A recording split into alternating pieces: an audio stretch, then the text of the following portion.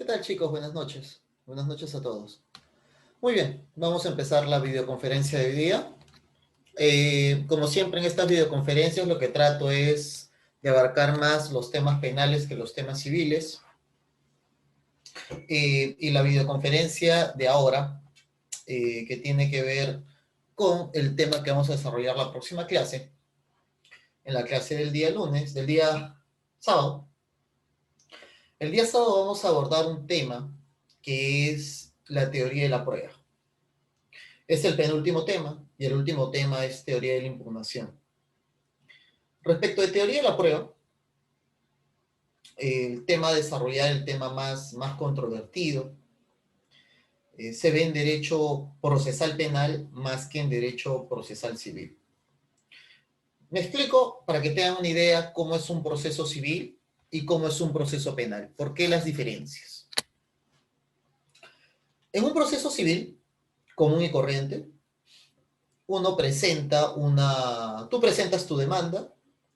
En tu demanda se encuentran los medios, encuentra lógicamente pues tu petitorio, tus fundamentos de hecho, tus fundamentos de derecho, y se encuentran en tu demanda civil tus medios probatorios. Y está claro que los medios probatorios tienes que ofrecerlos en el primer acto, o sea, tienes que ofrecerlo con tu escrito de demanda. ¿Por qué es así? Ya lo hemos analizado antes, ¿sí? Porque el derecho de acción que ejerces es una facultad. Y la idea, pues, es que en el primer acto postulatorio presentes todo lo que tienes para dar pie a una contradicción por parte del demandado. O sea, en el proceso civil tú no te puedes guardar un documento a última hora, porque estarías vulnerando el derecho de defensa, su derecho de contradicción, la bilateralidad para el demandado, quien no va a poder realizar a tiempo una buena contestación o una buena negación. Así es en materia civil, pero en materia civil, miren, eh, tú presentas tus medios probatorios y cuando llega la audiencia, en la audiencia el juez va a llegar a admitir tus medios probatorios. Esto es, si el medio probatorio es útil, es pertinente, el juez dice, admitas el medio probatorio, suficiente. Hay audiencias en materia civil en las que se necesita actuar medios probatorios. Por ejemplo, la declaración de un testigo, la declaración del demandante. Tengo que actuar en medio probatorio. O sea, en pocas palabras, tiene que declarar en mi delante del juez. Puede ser pues la declaración de un perito, un debate pericial. Eso es si es que hay alguna prueba que se deba actuar. Pero si ninguna prueba se actúa, dice, bueno, habiéndose admitido los medios probatorios, y no habiendo pruebas que actuarse, déjese en despacho para resolver. Así de simple. Las preguntas ahora son, ¿es muy similar la materia penal? En materia penal es muy diferente. Repito, en materia civil, presentas tu demanda, en tu demanda adjuntas tus medios probatorios, llega el momento de la audiencia, y si en la audiencia todos los medios probatorios son documentales, el juez dice, admítase los medios probatorios, señala los puntos controvertidos. Si no hay ningún medio para actuar, como una declaración de testigo, un peritaje, un debate pericial, una declaración de parte, si no hay ningún medio probatorio que actuar, todos son documentos, entonces inclusive pues el juez dice, hay que hacer un juzgamiento anticipado, y de ahí ya no te ves hasta la sentencia. Rapidísimo. Así es en materia civil. Pero en materia penal, y acá viene una gran premisa, ¿no? En materia penal está en juego el que quizás es el derecho fundamental más importante de un ser humano. En materia civil puede ser pues que está en juego plata, un terreno, bienes, pero en derecho penal está en juego tu libertad. Entonces, en el derecho procesal penal tenemos que maximizar las garantías. ¿Y cómo puedo maximizar la garantía? A ver, acá no hay medias tintas. En el proceso penal se va a requerir el respeto de todas tus garantías. Cuestiones que en proceso civil se pueden relativizar. No es malo relativizar, pero en proceso penal no puedes relativizar. En proceso penal tienes que respetar todas las garantías. Y es así como voy a llegar a la prueba. Miren, cuando hemos hecho las videoconferencias en materia penal, yo les decía, en civil existe el derecho de la acción procesal, el demandante, que es parte de la relación jurídica de la relación jurídica sustantiva, es el que presenta la demanda y sabe los hechos y tiene sus medios probatorios. Perfecto. Y les decía, en la vía penal, el fiscal no ha sido parte de la relación jurídica sustantiva, por ende él no sabe cómo ocurrieron los hechos, por ende él necesita un periodo de investigación antes de ejercer su acción. ¿Y cuándo ejerce su acción? Cuando realiza su requerimiento acusatorio. Si en civil es cuando presentas tu demanda, en penal es cuando realizas tu requerimiento acusatorio. Pero antes del requerimiento acusatorio, tienes todo un periodo de investigación. Y ahí vamos. Llega la noticia criminal a la policía o al fiscal. Si llega al fiscal, el fiscal abre investigación. Si llega a la policía le pone en conocimiento al fiscal y el fiscal apertura la investigación. El fiscal apertura la investigación y empieza a realizar actos de investigación. Puede tomar la declaración a un testigo, puede solicitar un peritaje, puede solicitar documentos. Esos son actos de investigación. Cuando el fiscal tiene indicios, el fiscal primero realiza actos urgentes e inaplazables. El fiscal lo que busca al inicio es individualizar quién es el responsable y busca tener mínimos indicios de la comisión de un delito.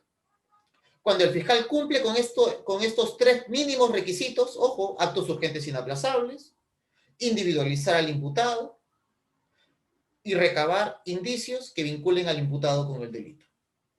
Con esos tres mínimos requisitos, ¿qué tiene que hacer el fiscal? Formalizar investigación preparatoria. Quiere decir, en pocas palabras, ya tengo indicios, ya sé quién es el presunto responsable, ahora voy a hacer una investigación más seria. Esa es la investigación preparatoria. La investigación preparatoria, la idea no es repetir lo que ya se hizo en la investigación preliminar. La investigación preparatoria es una investigación complementaria. Aquello que ya se hizo en la preliminar no se va a repetir. La idea es ampliar, hacer cosas que no se han hecho todavía. Capaz en la preliminar no pediste peritajes, ahora en la preparatoria pido peritajes, porque la preparatoria tiene más tiempo que la preliminar, es con mayor plazo. Entonces, en la investigación preliminar, el fiscal va a realizar actos de investigación. En la investigación preparatoria, el fiscal va a complementar con más actos de investigación. Y cuando culmina todo este periodo de investigación, cuando culminan los plazos o cuando culminan los objetivos, el fiscal tiene que emitir su disposición de conclusión de investigación preparatoria. Cuando el fiscal emite esa disposición de conclusión de investigación preparatoria, cuando culmina ya todo, ahí culminaron todos sus actos de investigación. ¿Y ahí qué tiene que hacer el fiscal? Ahí es cuando el fiscal tiene que decidir. Y tiene dos opciones. Primera opción, si realizó una investigación, una buena investigación, o independientemente que la investigación sea buena o mala, si es que llegó a recabar, pues, evidencias suficientes de la comisión de un delito, identificar al imputado, vincule a las evidencias con el imputado. Entonces, si es que tiene una teoría del caso sólida, va a requerir un requerimiento acusatorio. Pero ¿qué pasa si es que el fiscal termina todo su periodo de investigación preparatoria y el fiscal dice, bueno, pues, errar es humano, me equivoqué, pues, este sujeto no es el imputado. Este sujeto no es el que disparó el arma. Requiero el sobreseimiento. Capaz, puedo estar hasta convencido que él disparó el arma, pero no tengo suficientes indicios respecto a que él disparó el arma. O sea, he individualizado al sujeto, pero no tengo indicios que acrediten que él es el responsable.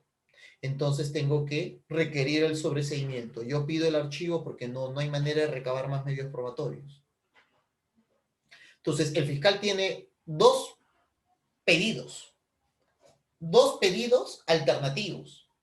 O pido o hago un requerimiento acusatorio o realizo un requerimiento de sobreseimiento.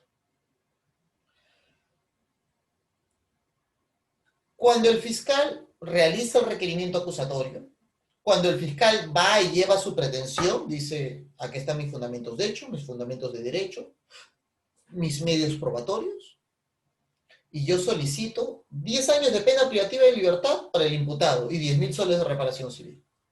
Ahí está tu pretensión, pues.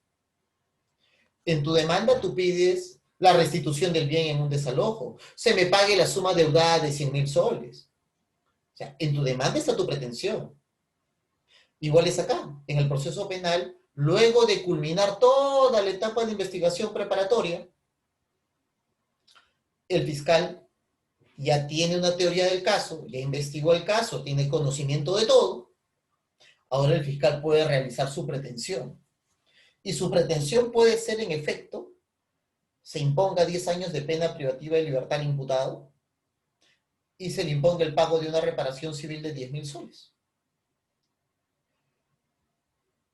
Hasta ahí tenemos su requerimiento acusatorio. Para que se entienda esto, al momento que el fiscal realiza actos de investigación preliminar, las declaraciones que toma, los documentos que solicita, la pericia que puede necesitar, requerir, todo ello son actos de investigación. Me dice, doctor, pero en la investigación, una vez que formaliza la investigación preparatoria y empieza el periodo de investigación preparatoria, ¿sabes? Investigación preliminar, formalizo la investigación preparatoria, empiezo la etapa de investigación preparatoria. ¿Qué voy a hacer en ese periodo adicional? Complementas actos de investigación. Requieres más documentos, requieres la presencia de más testigos, puedes requerir un peritaje, recabas todos tus actos, realizas toda tu investigación. Ahora la pregunta es, doctor, y vamos a ver ustedes qué me dicen. El fiscal pidió documentos a la municipalidad y la municipalidad le emitió todo un informe y varios documentos. ¿Eso es prueba? Llamó a un testigo y el testigo declaró y firmó, ¿no? Firmó su declaración. Su declaración firmada por el testigo es prueba. Pidió un peritaje a criminalística. Emitió un peritaje, ¿no?, de absorción atómica para ver si había plomo, bario y antimonio en las manos, para ver si él disparó el arma. Esa pericia de química forense es una prueba. ¿Todo es prueba o no son pruebas? ¿Qué me dirían por el chat? ¿Son pruebas o no son pruebas? Nadie. Lo cierto, doctores, es que todos los documentos que va a recabar el fiscal, todos esos papeles, todo eso que ustedes creen que son pruebas, no son pruebas. En materia penal es distinto. En materia civil, sí, el juez que lo emitió es prueba. En materia penal no son pruebas. ¿Qué son en materia penal? Son actos de investigación. Así se denomina. Actos de investigación. No son pruebas. En materia penal son muy recelosos para calificar una prueba. Existe la diferencia entre acto de investigación y acto de prueba. Dos conceptos distintos. Entonces ustedes me dirán, doctor, pero ¿cómo? ¿El documento, el informe que me da una municipalidad no es prueba? Si lo has pedido y te lo he entregado. Es un documento público. ¿La pericia de química forense no es prueba? ¿El peritaje no es prueba? No, no son pruebas, pues. Son actos de investigación. Entonces, todo documento que recabe el fiscal o el imputado durante la investigación son actos de investigación. Solo en materia penal. Esta nomenclatura es solo en materia penal. Son en procesal penal. Son actos de investigación, no son pruebas. Entonces, cuando vayas a la policía y la policía te diga, acá tenemos una serie de pruebas que demuestran tu culpabilidad, así que declara. Toda esa serie son actos de investigación.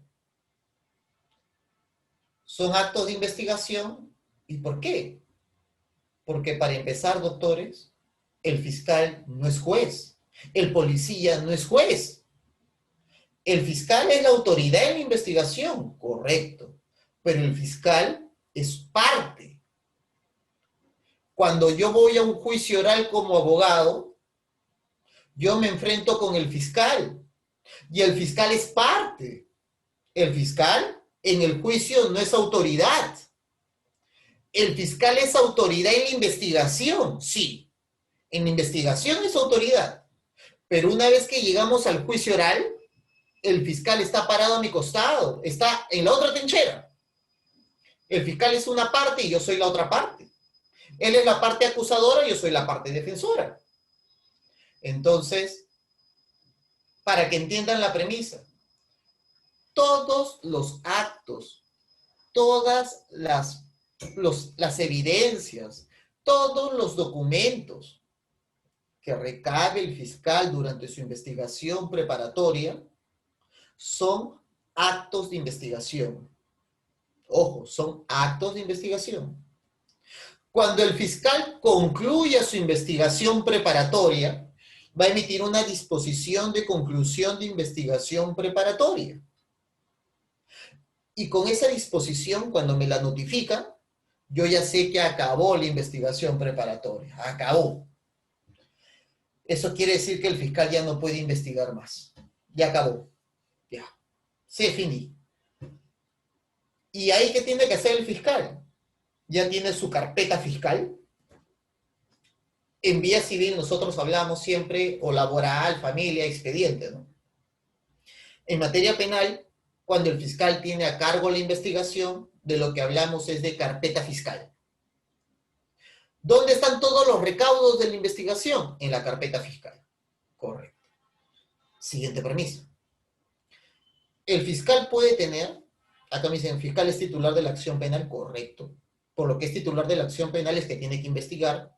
Y todos los documentos que recabe durante la investigación son sus recaudos. Y los recaudos están en la carpeta fiscal.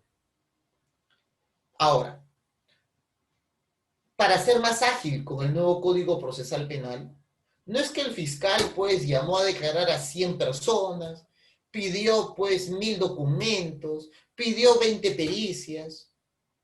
Todo eso está en su carpeta fiscal y su carpeta fiscal puede ser 20 tomos. Ahora la pregunta es, doctor, ¿los 20 tomos sirven? ¿Los 20 tomos son necesarios? No necesariamente. Es más, yo te diría, es imposible que los 20 tomos sean necesarios. Porque en una investigación, el fiscal, lógicamente, va a lanzar su red. Va a requerir información a todos lados. El fiscal lanza su red. Y después va a jalar, ¿no? Y cuando jala, la pregunta es, pues, ¿todo lo que hay en la red me va a servir? Es como cuando tú eres un pescador y lanzas tu red. ¿Todo lo que vas a recoger son pescados? Puede haber botas, puede haber basura. Entonces, es igual una investigación. El fiscal lanza su red, porque ese es un buen fiscal, pues el fiscal tiene que investigar por todos lados. Esa es su chamba.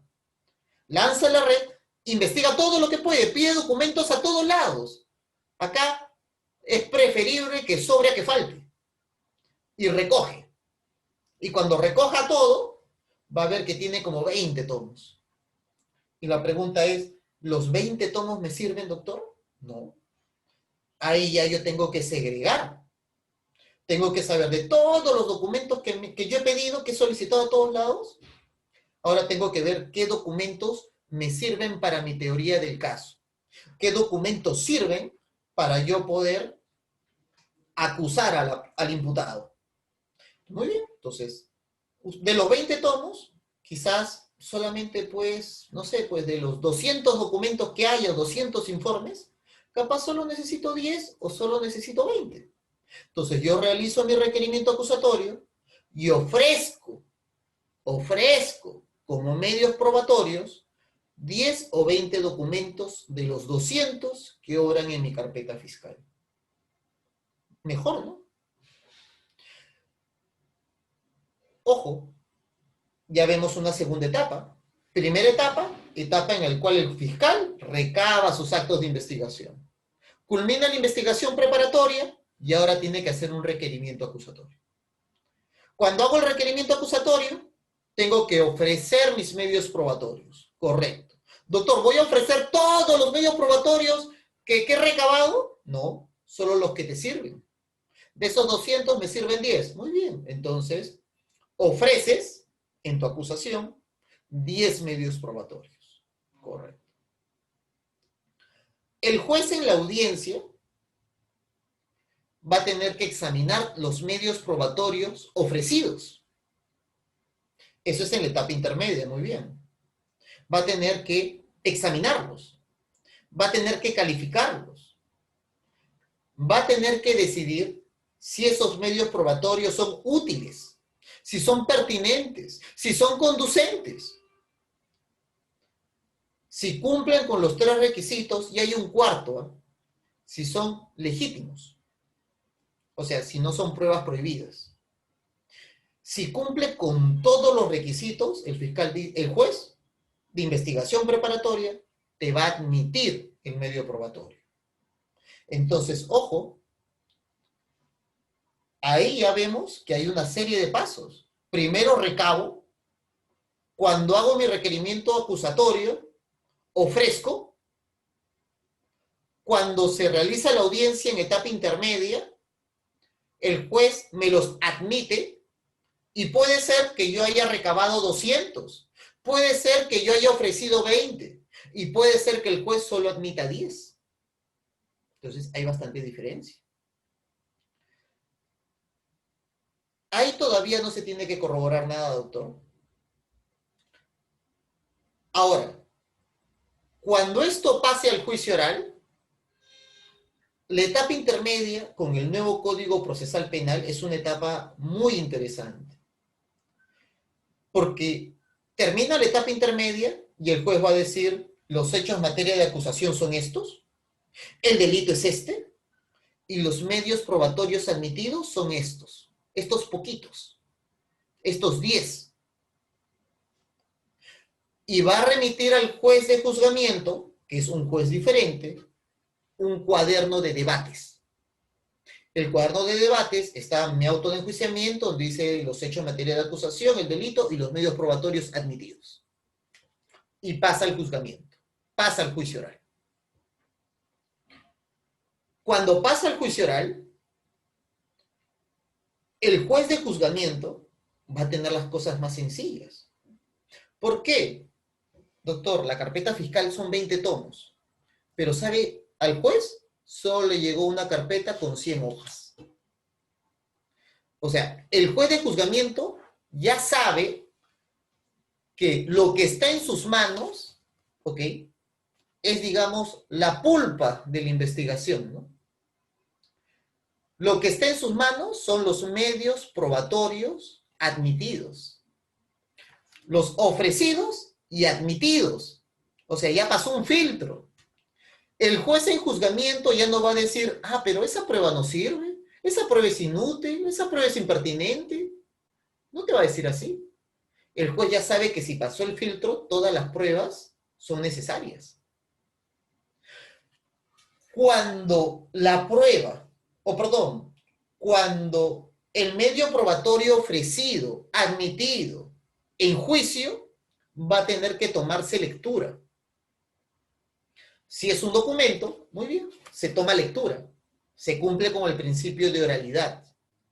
Está presente el juez, se cumple con el principio de inmediación. Las partes pueden rebatir el medio probatorio, se cumple con el principio de contradicción. Cuando se cumple con los 3 principios, ese acto de investigación se convierte en un acto de prueba. ¿Qué necesito para que el acto de investigación se convierta en acto de prueba? Oralidad, inmediación y contradicción. Ahí se convierte en un acto de prueba. Pero, doctor, ¿no es lo mismo? No es lo mismo. ¿Sabes por qué? Porque la sentencia solo puede ser sobre actos de prueba. ¿Qué, doctor? O sea, el juez no puede tomar en cuenta un acto de investigación que esté en la carpeta. Uno, no puede, y dos, ni siquiera tiene conocimiento del mismo. Ni siquiera tiene conocimiento del mismo. ¿Ok? ¿Por qué? Porque a diferencia del código de 1940 que se aplica en Lima, miren la diferencia. En el código de 1940, el fiscal investiga y tiene 20 tomos. El fiscal acusa y dice, acá están mis medios probatorios y te da los 20 tomos. Llega a la sala, empieza el juicio oral, porque no hay etapa intermedia.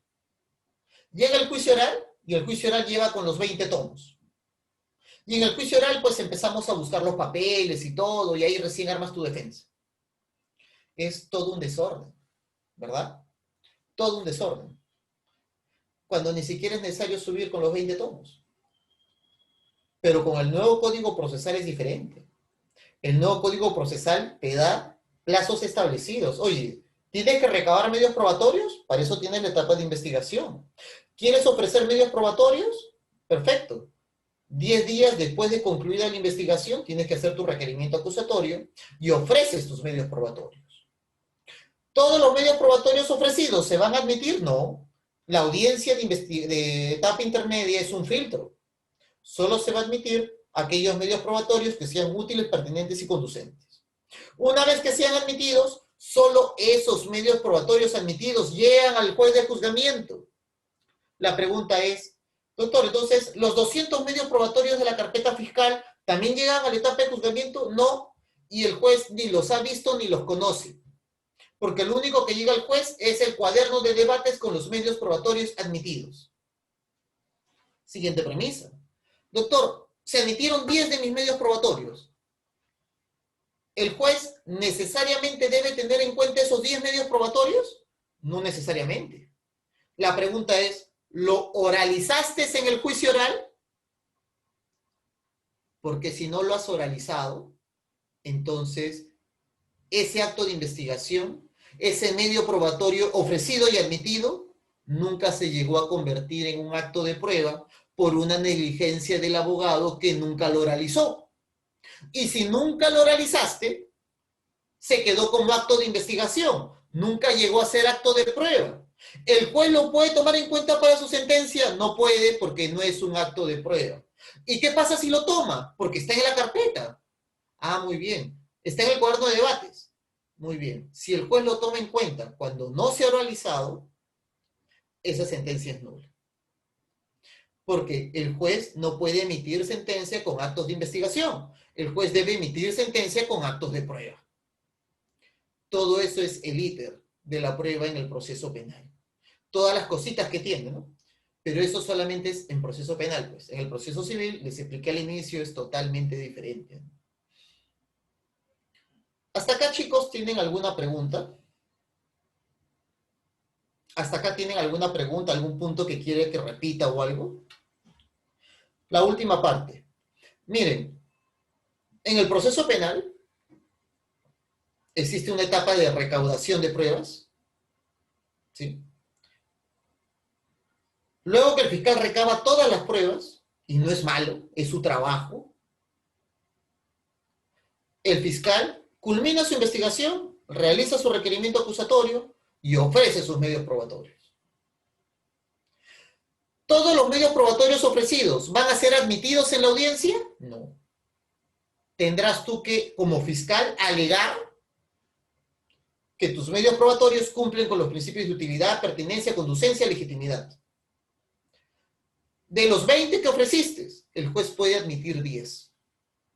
Esos 10 medios probatorios admitidos van a ir a la etapa de juzgamiento. ¿Y qué debo hacer en el juzgamiento? Principio número 1, tengo que oralizarlos, tengo que tomar lectura de la prueba. Correcto. Yo lo ofrezco, me lo emitieron, entonces yo tengo que leer el documento en el juicio oral. Segundo, tengo que leer el documento delante del juez. Inmediación. Tercero, luego de leer el documento, se corre tras la otra parte, para que la otra parte me diga si hay algo que va a objetar del documento. Porque la otra parte me puede decir, ese documento es contradictorio, ese documento, la firma es falsa, ese documento no tiene conclusiones, es un informe sin conclusiones. Puede decirme mil cosas. Para eso es la contradicción. Pero, ¿qué pasa? Ojo, la oralidad, de cajón. Inmediación delante de juez, de cajón. Pero la contradicción es opcional. La contradicción solo requiere posibilidad de contradicción. Porque puede ser que la parte simplemente oralice delante del juez, oralidad e inmediación, el juez le diga a la otra parte, tiene algo que decir, y la otra parte, conforme. No ejerzo contradicción, conforme. Muy bien, tuviste posibilidad de contradicción y no la ejerciste. Si eso es así, con la posibilidad de contradicción ya se cumple con el principio de contradicción. Así, ese acto de investigación se convierte en acto de prueba. Y cuando el acto de investigación se convierte en acto de prueba, ese acto de prueba puede ser utilizado por el juez al momento de emitir sentencia. Si nunca lo realizaste, se quedó como acto de investigación, nunca se llegó a convertir en acto de prueba. Si no se llega a convertir en acto de prueba, no puede ser de sustento o no puede ser tomado en cuenta por el juez en su sentencia. ¿Y qué pasa si el juez lo toma en cuenta en su sentencia? Esa sentencia es nula, porque la sentencia solo se debe emitir sobre la base de actos de prueba, nunca sobre la base de actos de investigación. ¿Qué pasa si los medios probatorios supuestamente son falsos? Si los medios probatorios son falsos, debes dar cuenta al Ministerio Público, debes dar cuenta al órgano jurisdiccional, dependiendo la etapa, para que remitan copias certificadas al Ministerio Público y se investigue aquella parte que presentó medios probatorios falsos por el delito de fraude procesal. Eso es lo que deberías hacer. Ahora,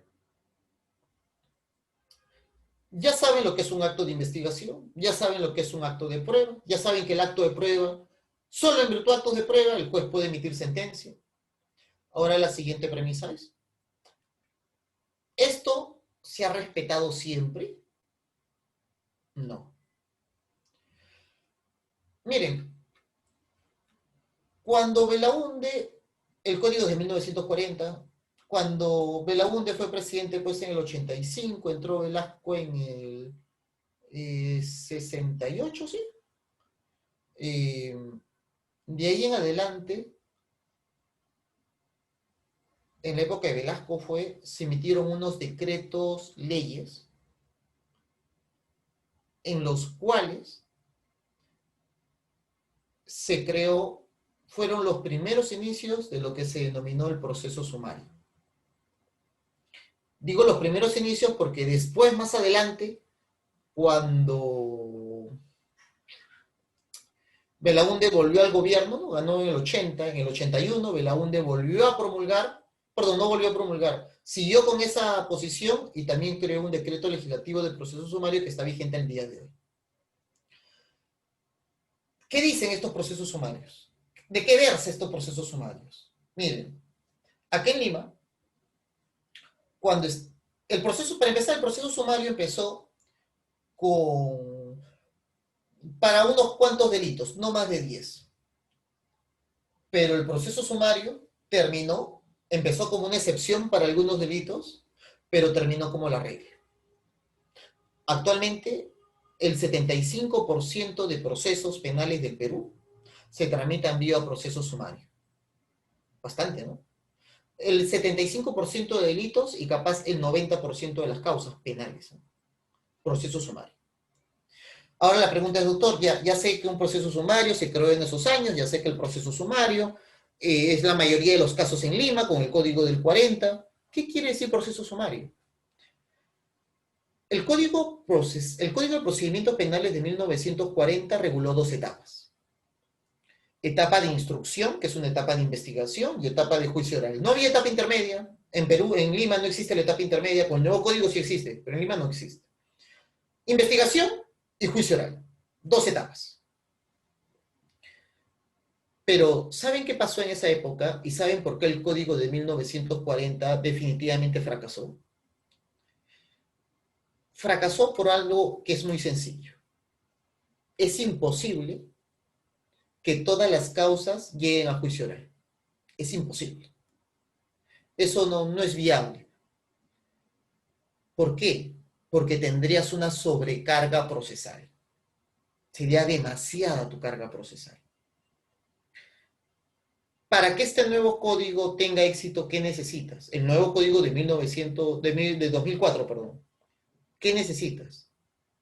Que de cada 10 causas, una llegue a juicio oral. Una llegue a juicio oral. Entonces significa de que de cada 10 causas, algunas se van a archivar, otras van a requerir sobreseimiento, otras pueden ganar por algún tipo de excepción, otras pueden ser una terminación anticipada, otras puede haber pues un principio de oportunidad, un acuerdo reparatorio, pero ojo, de cada 10, un caso debe llegar a juicio oral. Si tú rompes eso, ¿qué va a pasar? Todos los casos van a estar en cola para juicio oral. Y voy a necesitar más jueces, más fiscales. Y como no hay presupuesto, desde el momento que acaba la etapa intermedia hasta que empiece tu juicio oral, va a pasar 1 año, 2 años, 3 años. Porque hay una larga lista en cola. Y ahí va a empezar el problema. Entonces diga, y doctor, ¿y por qué eso no pasa ahora? Y sí pasó en 1940, hasta el año 90, hasta el año 2000, hasta ahorita en Lima. Ah, ya, ¿saben qué pasa? Que el Código de 1940 no establecía ninguna figura de derecho penal premial. ¿Qué es eso? Todos los casos que empezaban en policía o en fiscalía tenían que terminar en juicio oral. Todos. Porque no había manera de acortar el juicio. No había manera de recortarlo, hacerlo más expeditivo. No existía principio de oportunidad, no existía acuerdo reparatorio, no existía terminación anticipada, no existía colaborador eficaz. Y como no existía nada de eso, entonces pues la gente dice, bueno, entonces me voy a juicio, pues ya que demore, capaz prescribe en el camino. Y por eso fracasó el código de 1940. ¿Cómo fracasó esto? Porque todos los casos tenían que ir a juicio. En la época de Velasco y al inicio, en 1981, en la época de Belaunde, algunos juristas señalaban, ¿no? Pero veamos, el sistema ha fracasado por una cosa, porque se requiere juicio oral.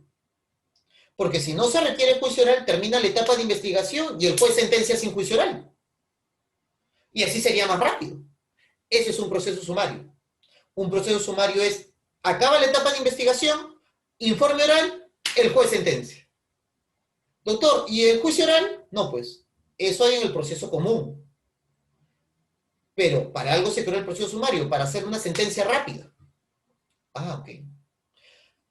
Pero ¿cuál fue el gran problema de ese proceso sumario? Se creó para hacer rápido las cosas. Se creó para tener celeridad. Pero acá la gran pregunta es, en un proceso, ¿qué debo preferir? ¿El método o la meta? Esa es la gran premisa. Si ustedes me dicen, doctor, yo debo preferir la meta, entonces la meta significa, yo debo preferir una sentencia rápida. Pero si ustedes me dicen, yo debo preferir el método, entonces yo quiero que se respete el debido proceso. ¿Cuál prefieren ustedes? ¿Que se respete el debido proceso, el método, o una sentencia rápida, la meta? El proceso sumario, ¿sí?, no respetó el método. Lo que quería es una meta rápida. Quería investigación, sentencia, sin juicio oral. Ah, interesante. Ese fue el gran problema del código de procedimiento, del proceso sumario. Ese fue el gran problema.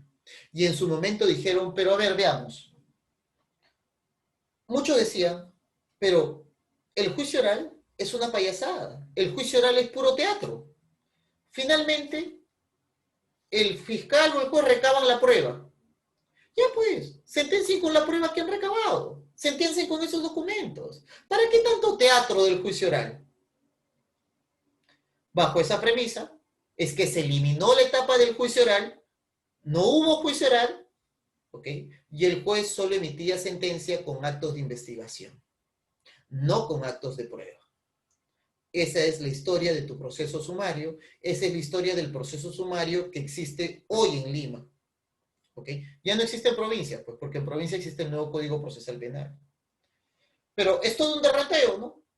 ¿Por qué tuvimos la necesidad de crear el proceso sumario? Porque había muchas causas en juicio oral. ¿Y por qué había muchas causas de juicio oral? Porque todos los procesos, todas las denuncias tenían que terminar en juicio oral. ¿Y por qué el nuevo Código Procesal no tiene ese problema? Porque tiene medios alternativos de solución de conflictos. ¿Cuáles son? No todas las causas deben llegar al juicio oral, sino solo el 10%. ¿Por qué? Porque muchas causas en el camino tienen que cerrarse. ¿Cómo? Con principio de oportunidad, con acuerdo reparatorio. El fiscal puede llegar a un acuerdo con el imputado, la víctima puede llegar a un acuerdo con el imputado. Para no llegar al juicio oral, cabe la terminación anticipada. Te disminuye un sexto de la pena para que estés contento. O sea, si tu pena es de 6 a 10 años, de los 6 años te disminuye un sexto, quedas en 5. 5 años, admites tu responsabilidad y no vamos a juicio oral, hay menos carga procesal. Pero si vas a juicio oral, corres el riesgo que te den hasta 10. Entonces, todo ello, todos esos mecanismos son los que hemos ido insertando poco a poco, y por eso es que la idea es que el Código Procesal Penal de 2004, si de cada 10 casos llegue uno, no va a fracasar en el camino. Como estas herramientas de gestión rápida o derecho penal premial no estaban en el Código del 40, ellos buscaron otra solución. La otra solución es que solo haya investigación, que el juez emita sentencia con actos de investigación y que no hayan actos de prueba. Esa fue la salida que se encontró en su momento. Bueno, doctores, vamos a resolver. Si tienen alguna pregunta, por favor, me dicen, el fraude procesal es el delito que se le imputa a aquella persona que presenta el documento si durante el proceso tú presentas cualquier medio fraudulento para inducir error al juez, tendrías que denunciar un fraude procesal, artículo 416 del Código Penal. Acá me preguntan, ¿podría definir el auto de sobreseimiento? El fiscal, cuando acaba su investigación, cuando dispone la conclusión de la investigación preparatoria, el fiscal tiene 10 días para decidir. Opción número 1. Si yo he hecho una buena investigación, tengo los elementos de convicción, he realizado, repito, una buena investigación, tengo elementos de convicción, he identificado al responsable, ¿qué voy a hacer? Voy a requerir una acusación, voy a hacer mi requerimiento acusatorio. Pero ¿qué pasa si durante la investigación no tengo suficientes elementos de convicción o me he dado cuenta que a quien yo creía culpable en verdad es inocente? O me doy cuenta que no hay posibilidad de incorporar más elementos probatorios. Entonces, si yo sé que no voy a ganar mi juicio, entonces, ¿para qué voy a acusar? Lo mejor es requerir el sobreseimiento, ¿no? El requerimiento de sobreseimiento es el pedido de archivo que hace el fiscal al juez. Y si el juez dice, bueno, sí, tiene razón, señor fiscal, el juez termina emitiendo un auto de sobreseimiento. Y ese auto de sobreseimiento tiene el mismo valor que una sentencia absolutoria.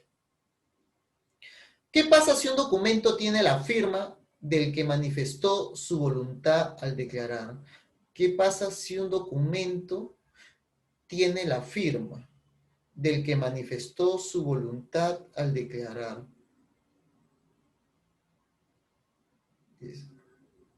Ah, ya, y no lo escribió. Ah, ya, ok. Ya.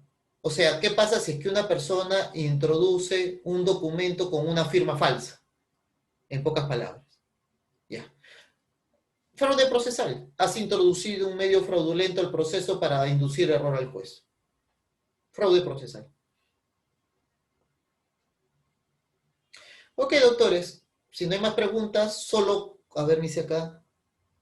Ah, le envía su correo a la de por favor, el tema de pensión de alimentos que algunos me han enviado por correo es no que la pensión sea para los hijos, sino les pedí que la pensión sea a favor del padre. Muchos me han enviado la sentencia, pero la sentencia es a favor de los hijos, no es a favor del padre. O te dice a favor del padre, pero en representación de los hijos. O sea, la sentencia en verdad, los alimentos no es para el padre, son para los hijos del padre. Ya, para ser más claros. O voy a revisar de nuevo, pero la que he revisado hasta el momento es así. Ah, y respecto a algunos también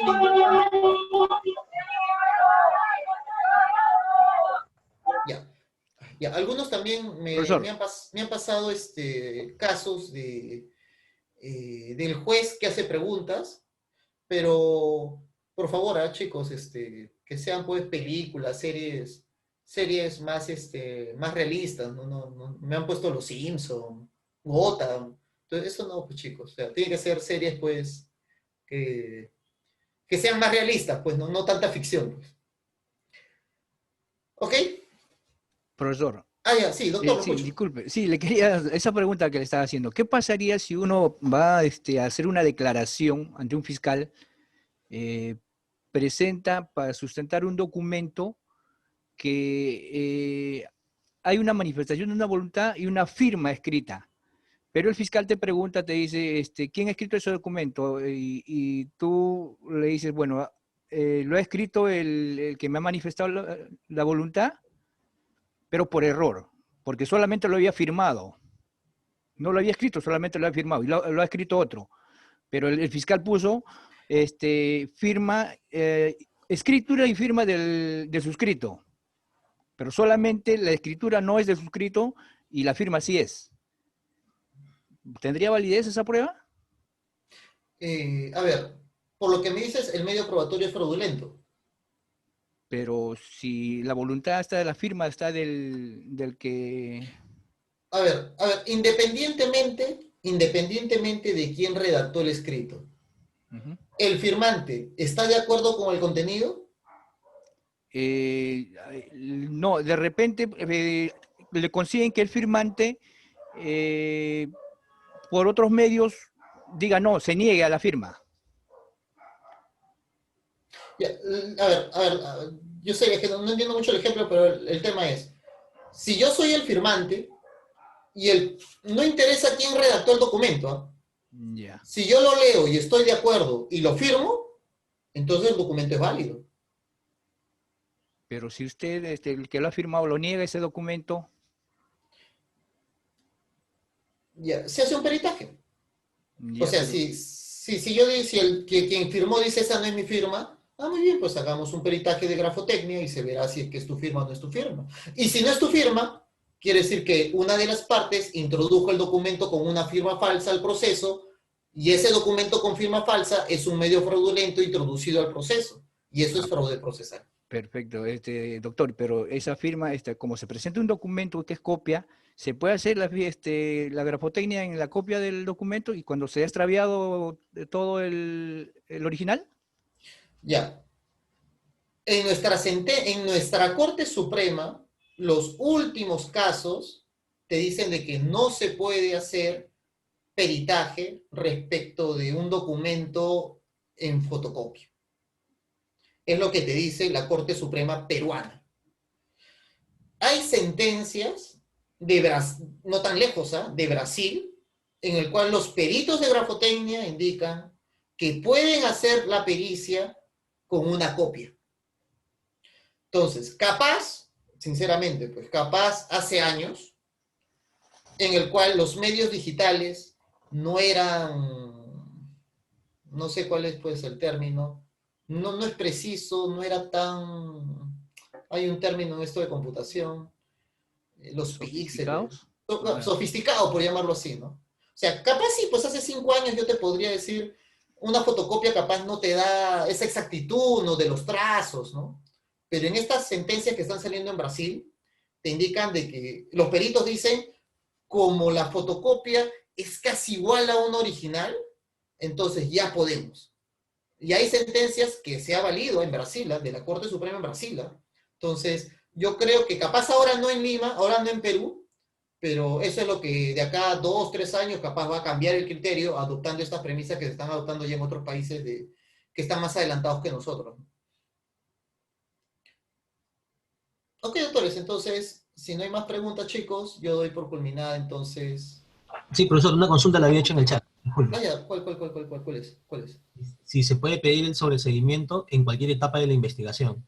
Ah, ya, te explico. El fiscal provincial, cuando realiza su investigación preliminar, termina la investigación preliminar y el fiscal provincial tiene varias opciones. Voy a decirte dos.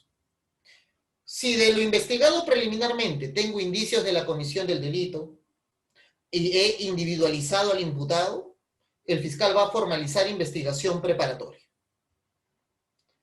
Si es que el fiscal no tiene indicios de la comisión del delito, capturó a Juan, pero no tiene indicios que Juan haya disparado el arma. Entonces lo que va a hacer el fiscal va a disponer que no ha lugar a formalizar la investigación preparatoria. Ese es el archivo fiscal. ¿El fiscal puede archivar la investigación? Sí lo puede hacer en la investigación preliminar.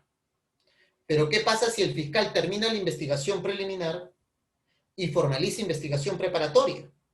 Si formaliza investigación preparatoria significa que continúa. Doctor, ya, muy bien. Formalizó el fiscal, ahora va a continuar. Al mes se da cuenta que Juanito no disparó el arma. Al mes, doctor, que formalizó. ¿Ahora puede archivar?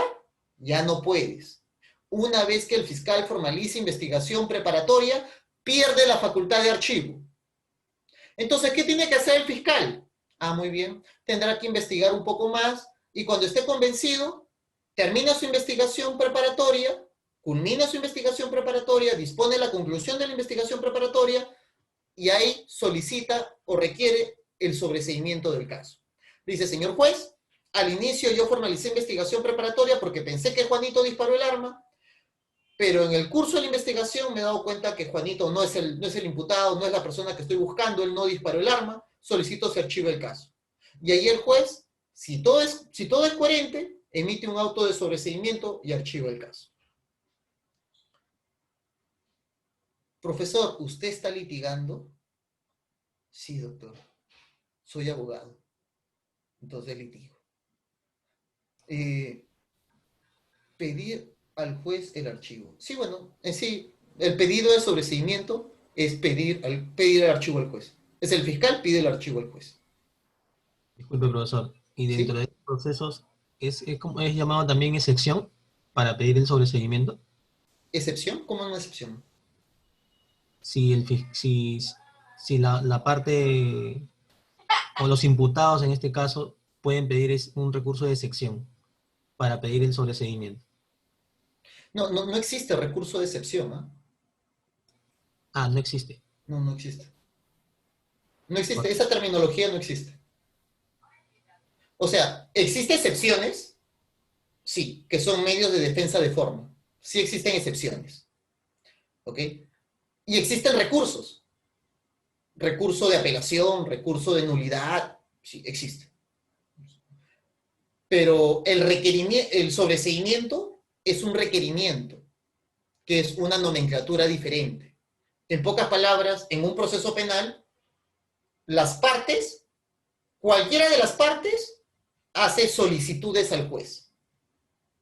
Y las solicitudes que el fiscal va a hacer al juez se denominan requerimientos. Entonces, ¿qué es el requerimiento del fiscal? El pedido que hace el fiscal al juez. ¿Y qué es un requerimiento de sobreseimiento? Requerimiento es pedido y sobreseimiento es archivo.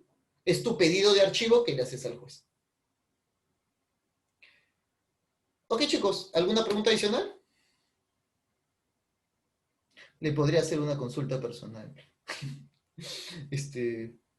Por correo nomás, pues mándame un correito, no te preocupes. Mándame un correo. Ok, listo, autores. Entonces, si no hay más preguntas, ¿sí? De este tema de prueba vamos a hablar todavía más en la próxima clase, que es teoría de la prueba. ¿Sí? Ok, chicos, nos vemos entonces. Muchas gracias. Gracias, profesor.